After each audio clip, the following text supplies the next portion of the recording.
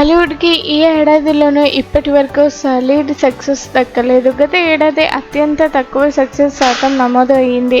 తాజాగా బాలీవుడ్ నుంచి దేవా సినిమా వచ్చింది. ఆ సినిమా బాక్సాఫీస్ వద్ద నీరసను మిగిల్చింది. షాహిద్ కపూర్ హీరోగా నటించిన దేవా సినిమా బాక్సాఫీస్ వద్ద అటర్ ఫ్లాప్గా నిలవడంతో తదుపరి బాలీవుడ్ నుంచి వచ్చే సినిమాల విషయంలో ఒకంత ఆసక్తి నెలకొంది. దేవా సినిమా తర్వాత రాబోతున్న సినిమా ఛావా. ఛత్రపతి శివాజీ మహారాజ్ వారసుడు సంభాజీ మహారాజ్ జీవిత చరిత్ర ఆధారంగా రూపొందించిన చిత్రం ఛావా. విక్కీ కౌశల్ ఈ సినిమాలో సంభాజీ మహారాజ్ పాత్రలో నటించగా, ఆయన భార్య యేసుబాయి పాత్రలో రష్మిక మందన నటించింది.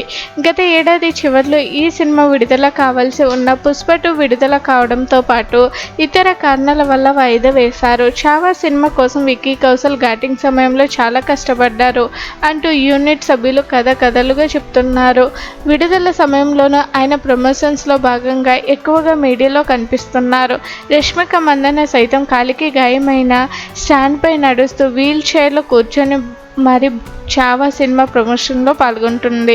తక్కువ సమయంలోనే ఛావా సినిమాను జనాల్లో ఆసక్తి పెంచే విధంగా ప్రమోషన్స్ నిర్వహించారు. ఫిబ్రవరి 14న ఈ సినిమా విడుదలకు సిద్ధంగా ఉంది.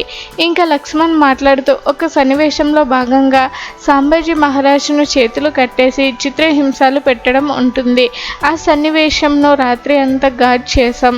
ఆరంభంలో చేతులు కట్టేసి రాత్రి అంతా విక్కీ కౌశల్ చేతులు అలాగే ఉంచాం. మొదట్లోనే ఇలా చేయాలని అనుకుంటున్నట్లు ఆయనకు చెప్పాం. అయినా పర్లేదు అన్నారు. కానీ షూటింగ్ అంతా పూర్తి అయిన తర్వాత ఆయన చేతులు మామూలు స్థితికి రాలేదు.